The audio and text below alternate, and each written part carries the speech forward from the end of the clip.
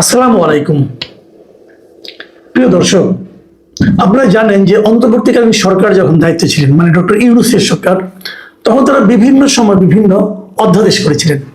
অধ্যাদেশ মানে হলো গিয়ে আইন, মানে এক একটা সময় এক একটা প্রয়োজনে এক একটা করে আইন করেছিলেন। কিন্তু আইন করার নিয়ম হলো আইনটা করতে হয় সংসদে, কিন্তু সেই সময় কোনো সংসদ ছিল না।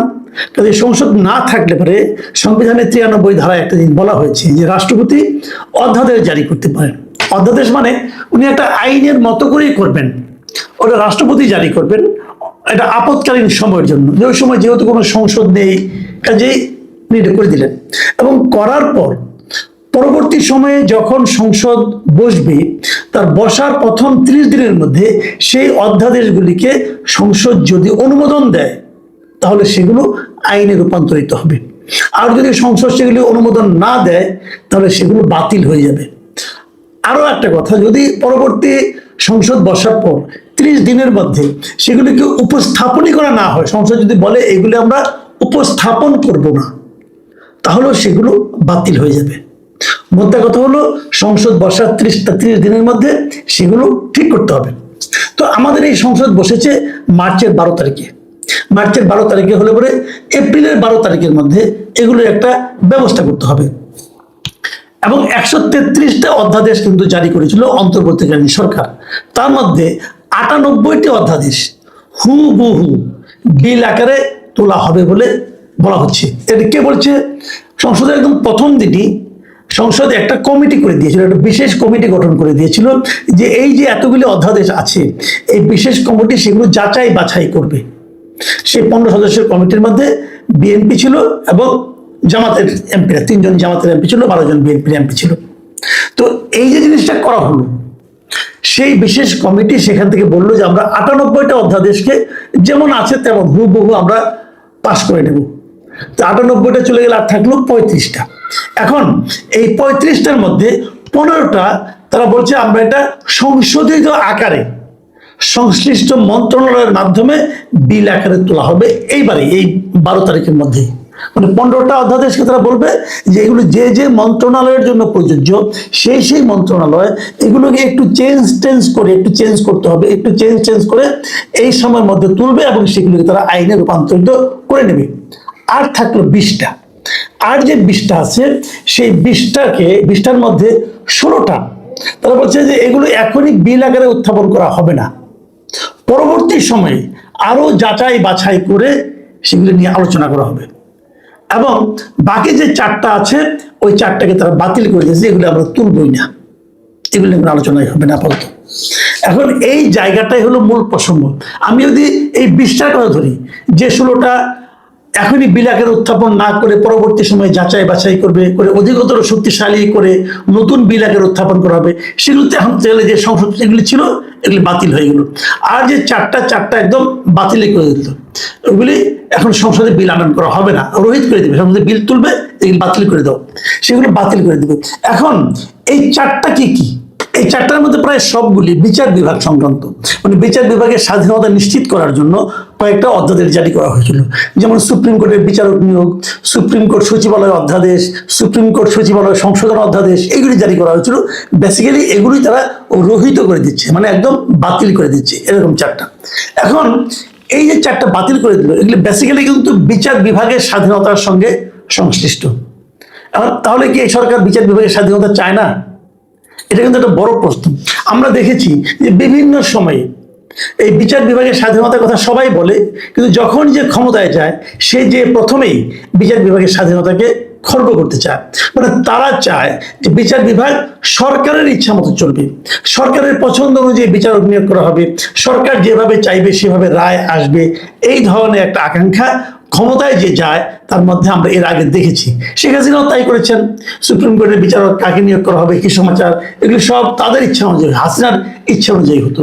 ওভাবে রায়ও আসতে পারে অনেকে বলে থাকেন। তো সেই জিনিসটা অন্তর্বর্তীকালীন সরকার এসে কিন্তু পাল্টে দিয়েছিল যে অধ্যাদেশের মাধ্যমে।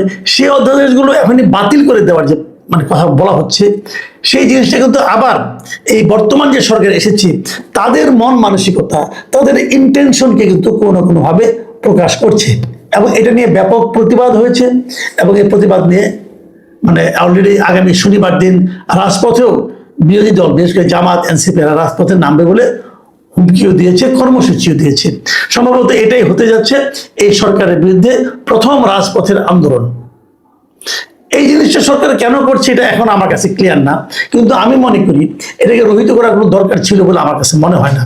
সরকার এটা করে কার পারপাস সার্ভ করছে অথবা কিভাবে তারা বিচার বিভাগের স্বাধীনতা চায় বলে প্রমাণ করছে, এটা আমি আসলে বুঝতে পারিনি। এর বাইরে যে 16টা তারা পরবর্তী সময়ে উত্থাপনের সিদ্ধান্ত নিয়েছে, তার মধ্যে আছে গুম প্রতিরোধ ও প্রতিকার কমিশনেরই, দুর্নীতি দমন কমিশন, জাতীয় মানবাধিকার কমিশন অধ্যাদেশ, পুলিশ কমিশন অধ্যাদেশ এবং গণভোট অধ্যাদেশ। এগুলিকে তারা বলছে যে এগুলি এখন আপাতত উপস্থাপন করা হবে না, পরে করব না।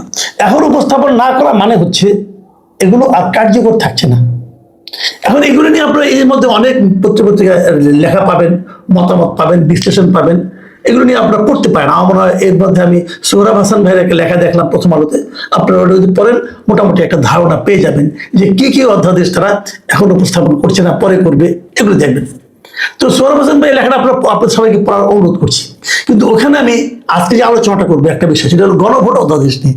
এই বিষয়টা নিয়ে সোহরাব ভাই তেমন কিছু বলেননি, অথচ আমার কাছে মনে হয়েছে যে গণভোট অধ্যাদেশ নিয়ে যেহেতু সোহরাব ভাই অথবা অন্য কোনো আমি কোথাও কোনো লেখা পাইনি, কাজে আমি সিদ্ধান্ত নিয়েছি এটা নিয়ে আপনাদের সঙ্গে আমি একটু কথা বলতে চাই যে গণভোট অধ্যাদেশটা কি আসলে। গণভোট রাষ্ট্রপতি বলেছিলেন যে গণভোট দেওয়া হবে জুলাই সনদ বাস্তবায়নের জন্য, এবং এই জন্য উনি একটা অধ্যাদেশ জারি করেছিলেন। মজার ব্যাপার হলো রাষ্ট্রপতির আসলে এই ধরনের কোনো অধ্যাদেশ জারি করার এখতিয়ারই নেই। আপনি অধ্যাদেশগুলি পাশ করেন, কোনো সমস্যা নেই, কিন্তু যেটা উনি অধ্যাদেশ করতেই পারেন না, যেটা অধ্যাদেশই হয় না, সেটা আপনি পাশ অথবা বাতিল কিভাবে করবেন? মানে 93 সংবিধানের 93 এক ধারায় বলা আছে যে আপনি করতে পারবেন, অধ্যাদেশ রাষ্ট্রপতি জারি করতে পারবে, কিন্তু পরে আবার ওখানে একটা শর্ত দেওয়া আছে। শর্ত হলো যেগুলো সাধারণ সময়ে আইন করা যায়, এই আইনগুলিকেই কেবল অধ্যাদেশ করা যাবে। কিন্তু গণভোট তো কোনো আইনের অংশ না, গণভোট হলো সংবিধানের অংশ। গণভোটটা আগে সংবিধানের মধ্যে ছিল, কিন্তু গণভোট আপনি আইন আগে সিম্পল মেজরিটি দিয়ে গণভোট করা যায় না, মানে গণভোটের বিষয়টাকে নিয়মটাকে পাশ করা যায় না। কাজে এইটা আসলে রাষ্ট্রপতি করতেই পারে না। যে জিনিসটা করতেই পারে না সেই জিনিসটা করেছেন, এবং সেটাকে এখন পাশ করার প্রশ্ন উঠছে, এটা তো পাশ হবে কিভাবে আমি বুঝতে পারছি না কিন্তু ব্যাপারটা। সেই বিচারে গণভোট কিন্তু আসলে অবৈধ অধ্যাদেশ ছিল, অধ্যাদেশ ইটসেলফ অবৈধ ছিল, এটা আমার বিবেচনা, আমি এইভাবে এটা মনে করি।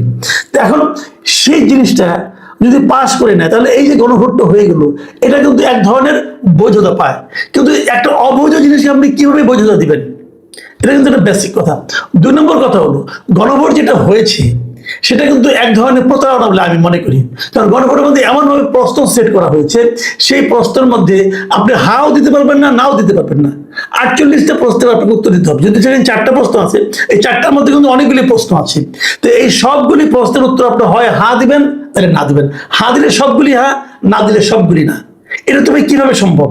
একসঙ্গে এতগুলি প্রশ্নের কি একটা হা অথবা না দিয়ে উত্তর দেওয়া যায়? যায় না। কিন্তু আমি একটা উদাহরণ দিয়েছিলাম, বেশ কয়েকবার আমি দিয়েছি, বিভিন্ন জায়গায় আমি দিয়েছি। সেই উদাহরণটা আমি আপনাকে আবার দিই আপনাদেরকে। তো সেই উদাহরণটা হলো, ধরেন আপনাকে একজন কেউ নাস্তার দাওয়াত দিল, টেবিলের মধ্যে বড় প্লেটের মধ্যে নাস্তা আছে, ফলমূল আছে, ডিম আছে, রুটি আছে, সবকিছু আছে, আবার তার সঙ্গে 1 পেগ হুইস্কিও আছে। এখন আপনাকে বলা হলো এই সবগুলি মিলিয়ে হলো আপনার প্যাকেজ, নাস্তার প্যাকেজ। আপনি যদি খান সবগুলি খেতে হবে, আর না খেলে একটাও খেতে পারবেন না। তার মানে আপনি যে বলবেন যে আমি কলা খেয়ে ডিম খেয়ে চলে যাবো, তা পারবেন না, কিন্তু তাহলে আপনি হুইস্কিও খেতে হবে। আবার আপনি যদি বলেন যে আমি তো মুসলিম, আমি তো হুইস্কি কিভাবে খাবো না, তা হবে না। খাইলে সবগুলি খান, না খেলে একটা খাইতে পারবেন না। তাহলে হয় আপনি না খেয়ে ক্ষুধার্ত থাকবেন, অথবা আপনি হারাম খাবেন। হিসাবটা কিন্তু এরকম। আমাদের এই গণভোটের প্রশ্নগুলো ছিল এরকম যে কিছু কিছু আপনি মানতে পারবেন, কিছু কিছু মানতে পারেন। আপনি কি করবেন? আপনি ইয়েস দিলে সবগুলো আপনি ইয়েস হয়ে যাবে, আর নো দিলে সবগুলো নো হয়ে যাবে। আমি তো নো দিতে চাই না, কারণ এখানে আমার পছন্দের অনেক কিছু আছে। এই যে একটা ক্যারিকেচার, এটা জনাব আলী রিয়াজ, ডক্টর ইউনূস এরা বানিয়ে রেখে গেছিল যে আমাদেরকে বিপদে ফেলানোর জন্য। এবং অনেকে বলে, যেমন আজকে অনেকে বলছেন, আমি দেখলাম অনেক লিডার, পলিটিক্যাল লিডাররা বলছেন যে বিএনপি তো হা দিতে বলেছিল। হ্যাঁ বলেছিল, কিন্তু আপনাকে মনে রাখবেন, আমি মনে করি যে বিএনপিকে আসলে হা বলতে বাধ্য করা হয়েছিল। এটা ওয়ান কাইন্ড অফ ব্ল্যাকমেলিং ছিল। ব্ল্যাকমেলের এই কারণে তখন যদি বিএনপি বলতো যে আপনি না ভোট দেন, তাহলে সবাই মিলে বলতো কি, এই যে জামাত, আপনার এনসিপি, এরা কি বলতো, ওনারা জুলাই চেতনা চায় না। জুলাই সনদে স্বাক্ষর করছে, কিন্তু তারা জুলাই চেতনাকে অস্বীকার করে। আমি আপনাদের একটা কথা বলি কেবল, দেখেন আমাদের 2024-এ যে আন্দোলনটা হয়েছিল, সেই আন্দোলনের সময় মানুষের মধ্যে যে চিন্তাটা কাজ করেছিল, যে আকাঙ্ক্ষাটা কাজ করেছিল, সেই আকাঙ্ক্ষাকে পরবর্তী সময়ে জুলাই চেতনা বলা হয়েছে। জুলাই চেতনা আন্দোলনের সময় কেউ বলতে পারবে না যে কেউ একজন লোক আন্দোলন করার সময় ভেবেছিল যে আমরা একটা সংস্কার করব। তারা ভেবেছিল আগে হাসিনা সরকারের পতন হোক, জাস্ট পতন চেয়েছে, আর কিছু না। কিন্তু পতন হয়ে যাওয়ার পর যারা নাকি সে আন্দোলনের সামনে ছিল এবং নিজেদেরকে তার সিপাহসালার বলে দাবি করেছিল, তারা বলছে যে আমরা একটা সংস্কার চেয়েছি এবং একটা সংস্কার আমিও চেয়েছি। আমি মনে করি একটা সুযোগ যখন পাওয়া গেছে একটা সংস্কার হোক বলেছি আমরা, কিন্তু সেই সংস্কারটা চেহারা কি, কি করলে সেই সংস্কারটা হবে সেটা কিন্তু আমরা কেউ জানতাম না। ওটা হলো ডক্টর আলী রিয়াজের নেতৃত্বে কিছু ভাড়াটে বুদ্ধিজীবী এবং কিছু এনজিও কর্মী, এরা এসে একটা সংস্কার কর্মসূচি বানিয়েছে ডক্টর মোহাম্মদ ইউনূসের সহযোগিতায়, এবং বিপুল অর্থ ব্যয় করেছে, বিপুল সময় ব্যয় করেছে। এই সময়টা ডক্টর ইউনূস ব্যয় করেছেন কত বেশি দিন থাকা যায় সেই পরিকল্পনাকে সামনে রেখে। পুরা জিনিসটাই ছিল মতলবী। কাজে আমি মনে করি আন্দোলনের চেতনা আর আন্দোলনের বিজয়ের পর এই ছাত্র নেতৃত্বদের দ্বারা ঘোষিত জুলাই চেতনা এবং জুলাই সনদ, এই তিনটা কিন্তু এক না, তিন জিনিস। জুলাই সংস্কার মানে জুলাই সনদ মানেই যে সব ভালো কিছু সংস্কার হয়ে যাচ্ছে তাও কিন্তু না। কাজেই এখানে যেভাবে বলা হচ্ছে ঠিক এভাবে এটা বিচার করলে চলো, অতি সরলীকৃত ব্যাখ্যা এই বিচার হয়ে যাবে। যাই মনে করি এগুলো নিয়ে আমাদের আরো পড়াশোনা করা দরকার আছে। আমি নিজে গণভোটটাকে কখনোই সাপোর্ট করিনি, এখন দেখতেছি গণভোট এরাও বাতিল করতেছে, এটা একটা ভালো দিক। আমি মনে করি গণভোটটা এভাবে হওয়া উচিত না, এবং গণভোটের এই জিনিসটাকে এই গুরুত্বই দেওয়া উচিত না, এটা মনে করি। আবার উল্টার দিকে এই যে বিচার বিভাগের ব্যাপারে সরকার যে সিদ্ধান্ত নিয়েছে, এটাও আমি পছন্দ করছি না। এতে সরকারের ইন্টেনশনটা যে খুব একটা ভালো না সেটা মনে হচ্ছে। প্রিয় দর্শক, আগামী দিনগুলিতে আমি সবাইকে বলবো যে এমন কিছু করবেন না যাতে নাকি আপনাদের দলীয় যে চিন্তা, দলীয় যে মতলব সেটাই যেন প্রাধান্য পাচ্ছে, এমন কিছু প্লিজ করেন না। দেশের মানুষের কথা একবার ভাবেন। দেশের মানুষ আপনাকে আজকে ভোট দিয়েছে, কালকে কিন্তু ভোট নাও দিতে পারে, এগুলো মাথায় রাখেন।